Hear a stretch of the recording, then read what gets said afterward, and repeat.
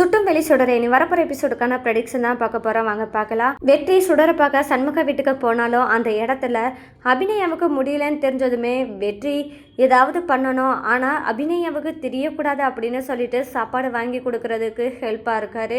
இந்த இடத்துல தான் நம்ம சுடரும் என்ன பண்ணுறாங்கன்னா, இந்த இடத்துல நம்ம விட்டுட்டு போகக்கூடாது, ஏதாவது அபிநயாவுக்கு முடியாமல் போச்சுன்னா சுடர் தனியாக இருந்து கஷ்டப்படுவார் அப்படின்னு சொல்லிட்டு சுடரை விட்டு பிரிய மனசு இல்லாமல் நம்ம வெற்றி இருக்கார்.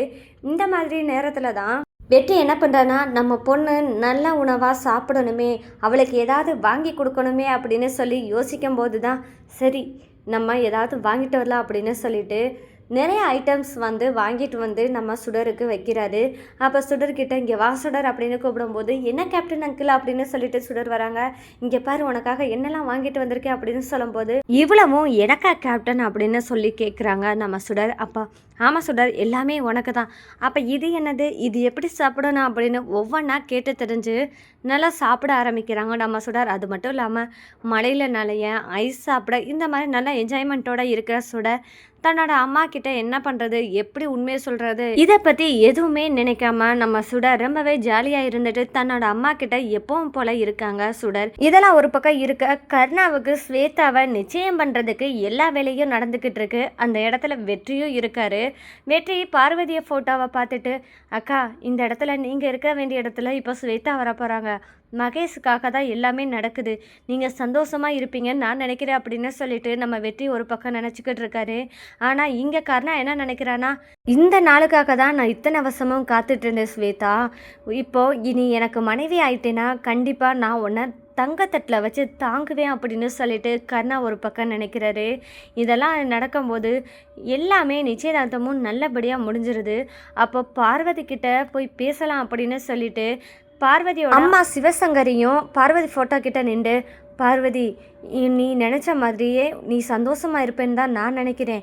ஏன்னா மகேஷுக்கு அம்மாவா ஸ்வேதாவே இப்போ வரப்போகிறா, நீ சந்தோஷமாக இருக்கலம்மா அப்படின்னு சொல்லிட்டு சிவசங்கரி பார்வதி ஃபோட்டோவை பார்த்து கேட்குறாங்க. இந்த மாதிரி நேரத்தில் தான் இங்கே கர்ணா நீ என்ன சொல்லி பேசுகிறான்னா, பார்வதி நீ இருக்கிற இடத்துல என்ன வேற யாரையுமே நினைக்க முடியாது, ஆனால் என்ன பண்ணுறது, நம்ம பையனுக்காக ஒரு அம்மா வேணும் அப்படின்றதுக்காக தான் நான் இந்த கல்யாணத்துக்கு ஒத்துக்கிட்டேன் அப்படின்னு சொல்லிட்டு ரொம்பவே ட்ராமா போடுறாரு. அப்புறமும் கர்ணா என்ன சொல்கிறான்னா, கண்டிப்பாக இந்த கல்யாணத்துக்கு நீ எந்த மறுப்பும் சொல்ல மாட்ட, உன்னோட சந்தோஷமே இதுதான் அப்படின்னு சொல்லிட்டு நீ நினைப்ப பார்வதி, எனக்கு நல்லாவே தெரியும் அப்படின்னு சொல்லிட்டு பார்வதி ஃபோட்டோவை பார்த்து கருணாகரன் பேசவுமே பார்வதி ஃபோட்டோலேருந்து பூவும் விழுக ஆரம்பிக்கிறது. பூ விழுந்தது மட்டும் இல்லாமல் அந்த பூ எரியிற விளக்க அணைக்கவும் செய்யுது. இதை பார்த்து இனி என்ன செய்ய போகிறாங்க அப்படின்றதாங்க இனி வரப்போகிற எபிசோடில் ட்விஸ்ட்டாக இருக்க போது. அது மட்டும் இல்லாமல் இந்த விளக்கு அணைஞ்சதை பார்த்தா ஸ்வேதா என்ன மாதிரி நினைக்க போகிறாங்க, சிவசங்கரியும் என்ன யோசிப்பாங்க, இந்த இடத்துல என்னாச்சு பார்வதிக்கு இந்த கல்யாணத்தில் விருப்பம் இல்லையோ, அதனால தான் பூவை போட்டு இந்த மாதிரி விளக்கு அணைச்சி வச்சுருக்கா, இது நல்ல விதமாக எனக்கு தெரியலையே, அப்போ பார்வதிக்கு இது பிடிக்கலையோ அப்படின்னு சொல்லிட்டு சிவசங்கரி மனக்குழப்பத்தில் இருக்க போகிறாங்க.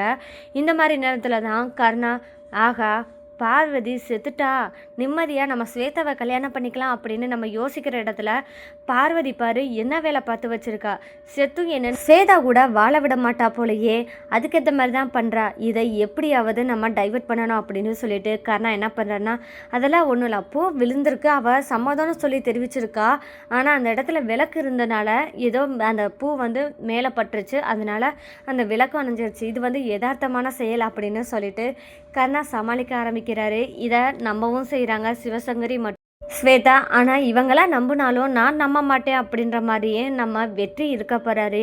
ஏன்னா வெற்றி பார்வதி அக்காவை கூட இத்தனை வருஷமாக இருந்து பார்த்தது மட்டும் இல்லாமல் அவங்க என்ன நினைப்பாங்க ஏது நினைப்பாங்க, தன்னோட பெத்த தாய்க்கு மேலே மதித்தவர் தான் இந்த வெற்றி. இப்போ பார்வதி எந்த ஃபோட்டோலேருந்து என்ன சொல்ல வராங்க அப்படின்றத இனி வரப்போகிற எபிசோடில் நம்ம வெற்றி கொஞ்சம் கொஞ்சமாக யோசிக்க போகிறாங்க. ஒருவேளை பார்வதி அக்காவுக்கு இந்த கல்யாணத்தில் விருப்பம் இல்லையோ, ஏதோ ஒன்று சொல்ல வராங்க அப்படின்னு சொல்லிட்டு வெற்றி யோசிக்க ஆரம்பிக்க போகிறாங்க. இந்த இடத்துல திவ்யாவும் தன்னோட அண்ணனான கர்ணா முகத்தை பார்த்தாலே என்ன நினைக்கிறாரு, ஏதோ ஒரு நினைக்கிறாரு அப்படின்றத தெளிவாக திவ்யா கண்டுபிடிச்சிட்டாங்க. ஆனால் இருந்தாலும் அதை வேறு விதமாக சொல்கிறாங்களே தவிர்த்து கர்ணாவோட மைண்டில் என்ன ஓடுதுன்னு திவ்யா இனியாவது கண்டுபிடிப்பாங்களா அப்படின்றதாங்க இனி வரப்போகிற எபிசோடில் ட்விஸ்ட்டாக இருக்க போது. கர்ணா என்னதான் இருந்தாலும் பார்வதி ஃபோட்டோவில் பூ விழுந்து தன்னோட சம்மதத்தை தெரிவித்து தான் காமிச்சிருக்கா அப்படின்னு சொல்லிட்டு எல்லாரையும் சமாதானப்படுத்தினாலும், ஆனால் வெற்றியோட முகத்தில் ஒரு வாட்டமும் ஒரு சந்தேகமும் எழும்ப ஆரம்பிக்குது. இந்த மாதிரி இடத்துல தான் நம்ம கர்ணா வெற்றியோட முகத்தில் ஏதோ ஒரு மாதிரி நினைக்கிறானே, இவனுக்கு ஏதோ உண்மை தெரிய ஆரம்பிச்சிருமோ அப்படின்னு சொல்லிட்டு கர்ணா ஒரு பக்கம் பயந்தாலும் வெற்றியை எப்படியாவது டைவர்ட் பண்ணணும் அப்படின்னு சொல்லி, ஆமாம் வெற்றி, நீ இந்த வேலையை பார்த்துட்டு அந்த வேலையை பார்த்துட்டியா அப்படின்னு சொல்லிட்டு இந்த கர்ணா வெற்றிக்கு வேலை ஏவுறதுலையே இருக்கிற மாதிரி இருக்கிறாரு. இந்த இடத்துல வெற்றியோட கான்சன்ட்ரேஷன் மாற ஆரம்பிக்குது. இல்லை கர்ணா, அதெல்லாம் நான் பார்த்துக்கிறேன் அப்படின்னு சொல்லிட்டு பதில் சொல்லிடுறாரு. இருந்தாலும் வெற்றியை அந்த நேரம் கர்ணா மாற்றினாலும் நம்ம வெற்றியோட மனசுலையும் புத்தியிலையும் ஒரே நினப்பு தான் வருது. நம்ம பார்வதி அக்காவுக்கு இவங்க கல்யாணத்தில் விருப்பம் இல்லாமல் இருக்குமோ அப்படின்ற சந்தேகம் மட்டும் இல்லாமல் பார்வதி அக்கா கொலையில் ஏதோ ஒரு மர்மம் இருக்குது அப்படின்றத யோசிக்க போகிறாங்க.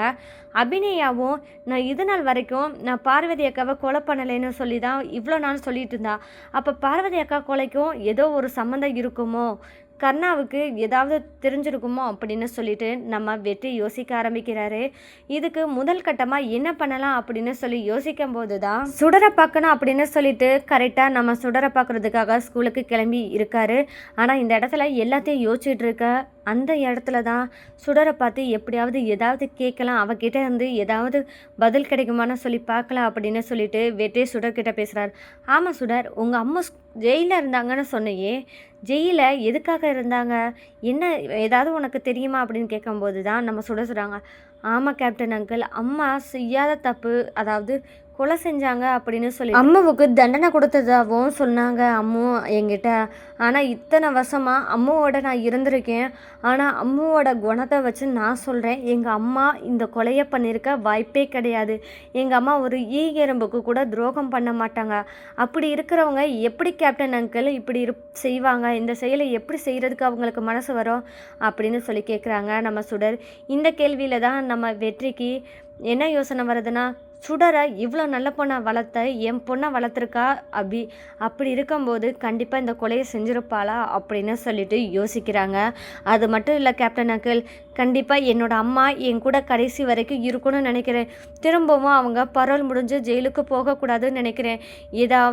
ஏதாவது ஒரு அதிசயம் நடக்கணும் அப்படின்னு சொல்லி யோசிக்கிறேன் அப்படின்னு சொல்லிட்டு தன்னோட கஷ்டங்களை சுடர் சொல்லவுமே என்ன பண்ணுறாங்க வெற்றினா, அப்போது சுடர் சொல்கிற மாதிரியே அபிநயா கொலை பண்ணியிருக்க மாட்டாளோ, அப்போ இதில் ஏதோ ஒன்று மர்மம் மறைஞ்சிருக்கு, இதை நம்ம கண்டுபிடிச்சே ஆகணும்னு சொல்லிட்டு இனி வெற்றி பார்வதி கொலைக்கான காரணத்தை தேட ஆரம்பிப்பாரா, இதுக்கான பதில் எங்கே இருக்கும் அப்படின்னு சொல்லிட்டு வெற்றி கண்டிப்பாக யோசிச்சா அவருக்கு தெரிய வேண்டிய இடம், பார்வதி ஏற்கனவே ஒரு ரூமில் வாழ்ந்தாங்க கர்ணாவோட, அந்த ரூமில் ஏதாவது கிடைக்குமா அப்படின்னு சொல்லிட்டு வெற்றி முயற்சி பண்ணால் வெற்றி கையில் அந்த டைரி கிடைக்குமா, அந்த டைரியை எடுத்து படிக்கும்போது என்னோட கொலைக்கான காரணம் கர்ணா தான் அப்படின்னு சொல்லி பார்வதி அக்கா தன் சாகிறதுக்கு முன்னாடி எழுதி வச்சிருந்த டைரியில் உள்ள வார்த்தைகளை படித்தாருன்னா கண்டிப்பாக வெற்றிக்கு உண்மை தெரிய வரும்.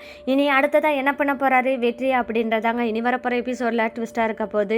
கண்டிப்பாக அபிநயாவுக்கு தேவையான ஆதாரங்களை எப்படியாவது கொண்டு வரணும் அப்படின்னு சொல்லிட்டு இனி அபிநயாவுக்கு வெற்றி எந்த விதத்தில் உதவ போகிறாரு அப்படின்றதாங்க இனி வரப்போகிற எபிசோடில் அடுத்தடுத்த ட்விஸ்டாக இருக்க போது. இந்த உண்மையெல்லாம் தெரிஞ்ச வெற்றி எப்படி கர்ணாவை ஃபேஸ் பண்ண போகிறாரு, கர்ணாவுக்கும் வெற்றிக்கு எல்லா உண்மையும் தெரிஞ்சிருச்சுன்னா வெற்றியை என்ன மாதிரி டார்கெட் பண்ண போகிறாரு அப்படின்றதாங்க இனி வரப்போகிற எபிசோட் அடுத்தடுத்த ட்விஸ்ட்டாக இருக்க போது. இந்த மாதிரியான சுவாரஸ்யங்களை நீங்கள் தெரிஞ்சுக்கணும் மறக்காமல் நம்ம சேனலை சப்போர்ட் பண்ணி ஆதரவு தெரிவிங்க. மீண்டும் சந்திப்போம்.